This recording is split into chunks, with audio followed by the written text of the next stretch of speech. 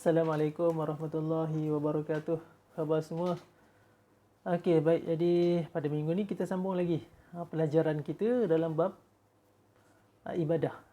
Ibadah. Minggu lepas kita belajar bab adab kan? Okey, minggu ni kita masuk bab ibadah. Dan kita sambung pelajaran yang kita terhenti pada pelajaran kita di kelas dulu. Kelas kita belajar bab ibadah ni adalah solat 2 hari raya. Kita nak belajar dulu solat hari raya Aidilfitri dan solat hari raya Aidil Adha. Hari ini kita masuk pelajaran ke-13. Solatlah sebelum kamu disolatkan. Solatlah sebelum kamu disolatkan. Macam mana tu kamu disolatkan tu? Okey. Apa solatlah kamu sebelum kamu disolatkan? Maksudnya sebelum kita disembahyangkan. Sembahyanglah kita sebelum kita disembahyangkan. Nak beritahu apa? Sembahyang jenazah. Sembahyang jenazah. Bila kita mati, orang sembahyangkan kita. Okey, apa pengertian solat jenazah? Okey, jom kita tengok apa pengertian solat jenazah. Tengok buku teks kita ni. Pengertian solat jenazah. Solat jenazah ialah Ustaz cuba besarkan sikit. Solat yang dilakukan oleh orang Islam yang hidup terhadap orang Islam yang telah meninggal dunia. Apa dia? Solat yang dilakukan oleh orang Islam yang hidup terhadap orang Islam yang telah meninggal dunia. Itu adalah solat jenazah. Solat orang yang hidup ke atas orang yang telah meninggal dunia, orang yang dah mati. Itu namanya solat jenazah. Seorang yang mati dah tak boleh sembahyang dah. Sebelum dia dikebumikan, kita sebagai orang Islam menjadi fardu kifayah ke atas kita untuk solatkan jenazah tersebut. Apa hukum kita melakukan solat jenazah ni? Adalah fardu kifayah. Fardu kifayah. Maksud fardu kifayah ni apa? Dia bukan fardu ain, maksudnya bukan semua orang wajib. Tapi kalau langsung tak ada orang yang buat, maka semua berdosa. Dalam satu kampung tu, kalau tak ada orang yang solatkan jenazah tersebut, maka semua berdosa. Tapi kalau dah ada sebahagiannya yang tunaikan solat jenazah tersebut, maka dah selamat, dah okey dah, memadai. Okey, maksudnya fardu kifayah. Okey, cara melaksanakan solat jenazah ni, solat jenazah ni. Macam mana cara melaksanakannya? Sunat dilakukan secara berjemaah dan sah dilakukan secara bersendirian. Nak buat berjemaah itu adalah lebih sunat.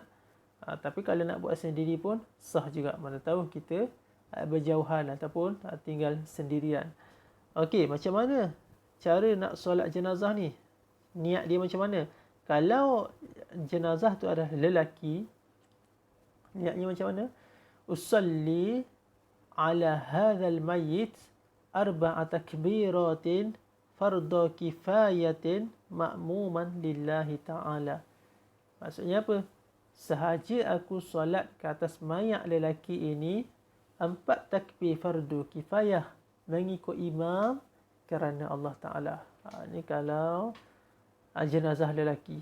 Kalau kita tak ingat nak sebut usolli tu pun, kita sebut yang bahasa Melayu tu pun tak apa. Masa kita angkat takbir, Allahu Akbar. Kan? Jadi masa kita angkat takbir, kita niatlah saja aku sembahyang ke atas jenazah lelaki ini 4 takbir fardu kifayah kerana Allah Ta'ala. Mengikut imam kerana Allah Ta'ala. Okey. Kalau jenazah perempuan, usalli ala hadhil mayyitah arba'a takbiratin fardhu kifayatin ma'muman lillahi ta'ala. Maksudnya pun sama juga. Yang bezanya tukar, tadi lelaki, ini perempuan. Maksudnya kita tujukan ini mayat lelaki, ini mayat perempuan. Jadi sahaja aku solat ke atas mayat perempuan ini 4 takbir fardu kifayah mengikut imam kerana Allah Ta'ala. Okey, imam kerana Allah Ta'ala. Okey. Kalau kanak-kanak, macam mana? Kanak-kanak lelaki. Kalau dia masih kanak-kanak lelaki, usalli ala hadzal mayyit at-tifli 4 takbiratin fardu kifayatin ma'muman lillahi ta'ala. Sahaja aku solat ke atas mayat kanak-kanak lelaki ini 4 takbir fardu kifayah mengikut imam kerana Allah Ta'ala. Okey, dan kalau mayat perempuan pula, kanak-kanak perempuan, usalli ala hadhihi al-mayyitati tiflah arba'a takbiratin fardhu kifayatin ma'muman lillahi ta'ala. Sahaja aku solat ke atas mayat kanak-kanak perempuan ini 4 takbir fardu kifayah mengikut imam kerana Allah Ta'ala. Okey, jadi ada dua kategori. Satu lelaki dan satu perempuan. Satu yang dewasa, satu yang kanak-kanak. Dalam niat tu kita tukar di mana? Niat maksudnya apa? Jenazah, jantina jenazah tu. Yang kita nak tentukan. Dia lelaki ke dia perempuan? Ada kanak-kanak ke dia dewasa? Kalau dia lelaki, saja aku solat ke atas mayat lelaki ini. Ataupun kalau perempuan, saja aku solat ke atas mayat perempuan ini. Kalau kanak-kanak lelaki, saja aku solat ke atas mayat kanak-kanak lelaki ini.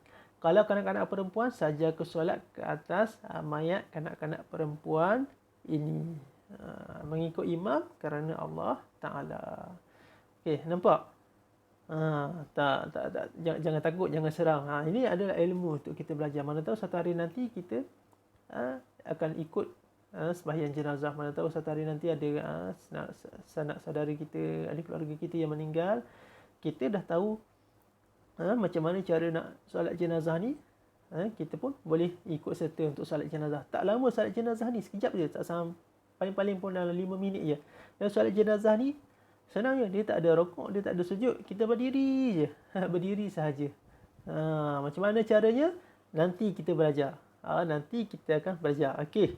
Saya setakat ni dulu. Minggu ni kita belajar tentang niat solat jenazah, pengertian solat jenazah, hukum solat jenazah, cara melaksanakan sama ada bersendirian dan berjemaah lah, sunat bersendirian pun sah, dan juga niat untuk solat jenazah tadi. Lelaki, jenazah lelaki, perempuan, kemudian kanak-kanak lelaki dan kanak-kanak perempuan. Baik, saya setakat ni saja dulu untuk minggu ni, dan cara untuk macam mana pelaksanaan solat jenazah tu nanti Ustaz akan ceritakan minggu depan. Okey.